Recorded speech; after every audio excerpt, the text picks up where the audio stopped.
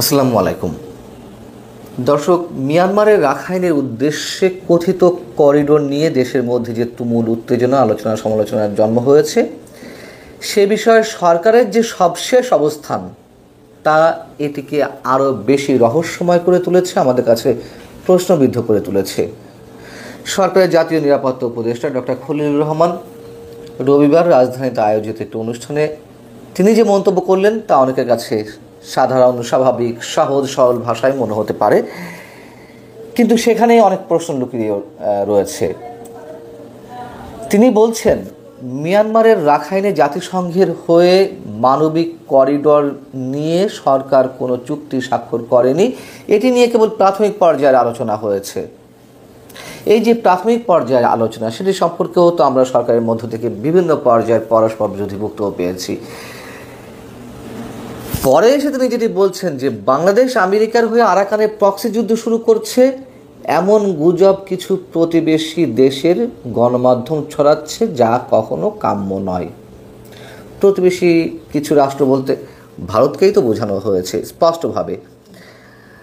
ভারতের বিরুদ্ধে আমরা আক্রমণ করব, সমালোচনা করব, তারা যা করছে সব ঠিক আছে, কিন্তু যে বিষয়টি আমার দেশের সঙ্গে সংশ্লিষ্ট এবং মূলত আমরাই সেটি করতে যাচ্ছি, সে বিষয়ে ভারত তাহলে কেন কথা বলতে যাচ্ছে?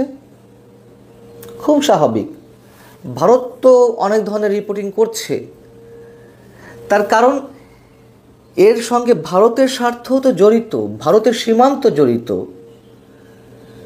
ভারতের সীমান্তের নিরাপত্তা বিষয়টি জড়িত, এবং রাখাইনের যে অঞ্চলে আরাকান আর্মিরা দখলে নিয়েছে সেখানে তো ভারতের অঢেল টাকা বিনিয়োগ করা, সেখানে পোর্টে তো ভারত তো নানান বিষয়ে লেখালেখি করবেই, কিন্তু গুজব কিনা সেটি হচ্ছে প্রশ্ন।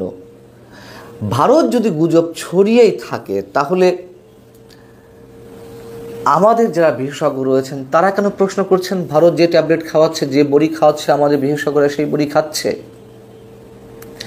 এবং এই প্রক্সি ওয়ারে কোন পর্যন্ত যেতে পারে? কেউ কেউ বলছেন মানচিত্র বদলে যেতে পারে। যেমন যদি সত্যি সত্যিই সেই কথিত খ্রিস্টান বা ইহুদি রাষ্ট্রের জন্ম হয়, তাহলে বাংলাদেশের কক্সবাজার তো তার মধ্যে চলে যাবে, ভারতের মিজোরামও চলে যাবে, তা ভারত তো লেখালেখি করবেই। প্রশ্ন হচ্ছে, দেশের যে রাজনৈতিক দলগুলো, বিএনপি সহ যারা এর বিরোধিতা করছে, কেন তাদের সঙ্গে আলোচনা করা হচ্ছে না? তার চেয়েও আগের প্রশ্ন হচ্ছে, যেটি বিএনপি ভারপ্রাপ্ত চেয়ারপারসন তারেক রহমান বলেছেন, যে এটি এই সরকারের কাজ নয়, এই বিষয়ে সিদ্ধান্ত নেবে নির্বাচিত সরকার। আমরা আরও আগে থেকে এই কথাগুলো বলে আসছি। তারপরের প্রশ্ন হচ্ছে, কেন এই কথিত মানবিক করিডোর দিতেই হবে? না দিলে কি হবে? জাতিসংঘ দাবি করেছে, যুক্তরাষ্ট্র পিছন থেকে কাজ করছে তাদের ডিপ স্টেটের খেলা নিয়ে। না দিলে কি হবে? সরকার কি খুব বেশি ক্ষতিগ্রস্ত হবে? বিশেষ কোনো স্বার্থের জায়গায় তারা আটকে যাচ্ছে? এ বিষয়ে আগে কথা বলেছে আপনাদের সামনে। এখন অনেকেই প্রশ্ন তুলছেন, এই সরকারের গুরুত্বপূর্ণ বিভিন্ন জায়গায় কেন আমেরিকার পাসপোর্ট হোল্ডারদের অথবা আমেরিকার সিটিজেনশিপ যাদের নেওয়া আছে তাদেরকেই ডেকে ডেকে নিয়ে এসে এইসব গুরুত্বপূর্ণ জায়গায় বসানো হচ্ছে? আমি সবশেষ একটি উদাহরণ দিই। ডক্টর খলিলুর রহমান, তার কিসের পাসপোর্ট রয়েছে, বা ডক্টর আলী রিয়াজ, তিনিও কোথাকার নাগরিক, এইসব নিয়ে তো কথা আছেই। হাসান ফেরদৌস একজন সিনিয়র সাংবাদিক, 1989 সাল থেকে যুক্তরাষ্ট্রে অবস্থান করছেন, তিনি লেখালেখি করেন চমৎকার, আমি নিজেও তার লেখা পছন্দ করি। হঠাৎ করে দেখলাম গত শুক্রবারের দিকে সেখানকার একটি অনলাইন টেলিভিশনে তিনি সাক্ষাৎকার দিচ্ছেন, টক শোতে আছেন।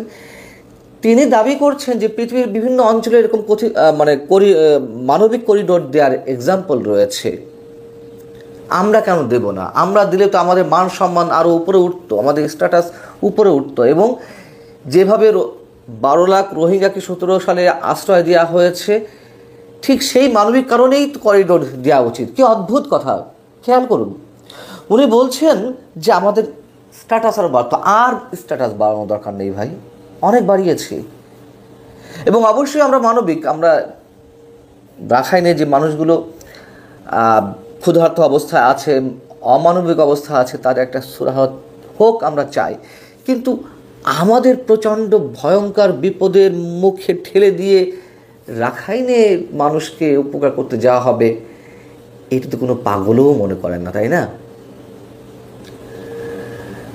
আর হাসান ফেরদৌসদের মতো মানুষেরা বলছেন ঠিকই সত্য কথা, পৃথিবীর বিভিন্ন অঞ্চলে করিডোর দেওয়ার এক্সাম্পল রয়েছে, কিন্তু দেওয়ার পরে অধিকাংশ ওই সংশ্লিষ্ট অঞ্চলগুলো কতটা ঝুঁকির মধ্যে পড়েছে বা কতটা বিপদগ্রস্ত হয়েছে সে কথা তো উচ্চারণ করছেন না। আমরা তো জানি যে সিরিয়ার মধ্য দিয়ে করিডোর করা হলো, সেই করিডোরে কী করা হলো? তাঁবু বসানো হলো, সেখানে কথিত বিদ্রোহীরা ঢুকলো, তারা ট্রেনিং নিল এবং আইএসআই আর আল নুসরা নামের জঙ্গি গোষ্ঠী তারা সেখানে আস্তানা গাড়ল। মানে সেই করিডোর দিয়েই এদের সৃষ্টি। লিবিয়াতে প্রোটেকশন করিডোর দেওয়া হয়েছিল গাদ্দাফির বিরুদ্ধে, মুয়াম্মার গাদ্দাফির বিরুদ্ধে বিদ্রোহীদের জন্য। 1 মাসের মধ্যে সেখানে অবস্থান নেওয়ার চেষ্টা করলো ন্যাটো, এবং তারা ন্যাটো সদস্যের মধ্যে ঢুকে তারা পুরো দেশে তো যা শুরু করলো সেটা আমাদের জানা আছে। গাজাতে, যেখানে এখন এই মুহূর্তে পৃথিবীর ভয়ঙ্করতম যুদ্ধ চলছে, যুদ্ধ বললে ভুল হবে, নির্যাতন চলছে ইসরায়েলি বাহিনী কর্তৃক, গাজার অসহায় মানুষদের সাহায্যের নামে মানবিক করিডোর দেওয়া হলো রাফা গেটে। সেটি কি হলো? সেটি দিতে গিয়ে সেটি আর চোখে পড়লো ইসরায়েলিদের, তারা সেটি দখল করে নিল এবং হামাস সদস্যদের লোকেশন তারা সব বের করে ফেললো। সেখানে মোসাদ ঢুকে পড়লো, ইসরায়েলের যে গোয়েন্দা সংস্থা।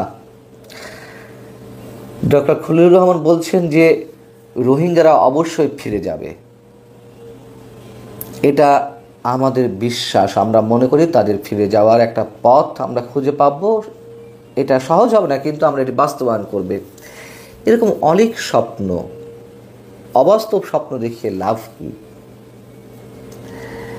সরকারের পক্ষ থেকে বলা হচ্ছে বিমস্টেক সম্মেলনের ফাঁকে মিয়ানমারের পররাষ্ট্রমন্ত্রীর সে কথা হয়েছে 1,80,000 রোহিঙ্গাকে ফিরিয়ে নেবে।